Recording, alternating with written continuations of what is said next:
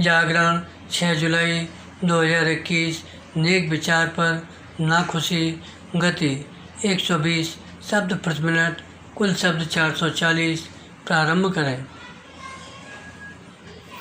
अपने देश में किस तरह किसी सीधी सच्ची बात पर भी सस्ती राजनीति की जा सकती है, इसका उदाहरण है राष्ट्रीय स्वयंसेवक संघ प्रमुख मोहन भागवत के इस कथन पर आपत्ति और असहमति भरी प्रतिक्रिया की सभी भारतीयों का डीएनए एक है। इस कथन पर मायावती और असदुद्दीन ओवैसी से लेकर दिग्विजय सिंह ने जैसी प्रतिक्रिया दी, उससे विरोध के लिए विरोध वाली मानसिकता का ही परिचय मिला। इनमें से किसी ने भी यह समझने की कोशिश नहीं की कि मोहन भागवत अपने इस कथन के जरिए सभी देशवासियों में एकता की भावना का संचार करने के साथ यह रेखांकित करना चाह रहे थे कि भारत के लोगों में जाति, मजहब, पूजा पद्धति की कितनी भी भिन्नता हो, उन्हें यह स्मरण रखना चाहिए वे सब इस देश की संतान हैं और सबके पूर्वज एक ही हैं। इस विचार में ऐसा कुछ भी नहीं कि उस पर आपत्ति जताई जाए, विराम। बावजूद इसके किसी न किसी बहाने आपत्ति जताई गई और विमर्श को खास दिशा में मोड़ने की कोशिश की गई, विराम। इसका मकसद लोगों को गुमराह करना और अपने वोट बैंक को साधने के अलावा और कुछ नज़र नहीं आता।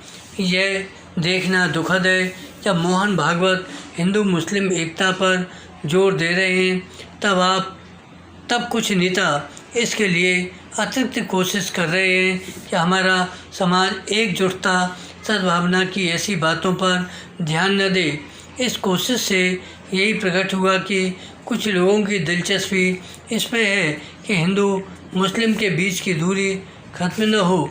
इस संदर्भ में संघ प्रमुख ने यही सही कहा कि हिंदू मुस्लिम का एका की बातें इस अर्थ में भ्रामक हैं क्योंकि वे तो पहले से ही एकजुट हैं और उन्हें अलग अलग देखना नहीं, विराम। कायदे से इसका स्वागत करते हुए अपने स्तर पर ऐसी कोशिश की जानी चाहिए कि भारतीय समाज एकजुट हो और उसके बीच में जो वैमनस्य है वह खत्म हो। निसंदेह कुछ लोग ऐसा नहीं होने देना चाहते और इसलिए किसी ने संघ की कथनी करनी में अंतर का उल्लेख किया तो किसी ने भीड़ की हिंसा का जिक्र। इतना ही नहीं, भीड़ की हिंसा के लिए संघ को कटघरे में खड़ा करने की भी कोशिश की गई। ऐसा तब किया गया जब संघ प्रमुख गाय के नाम पर होने वाली भीड़ की हिंसा का विरोध करते रहे हैं।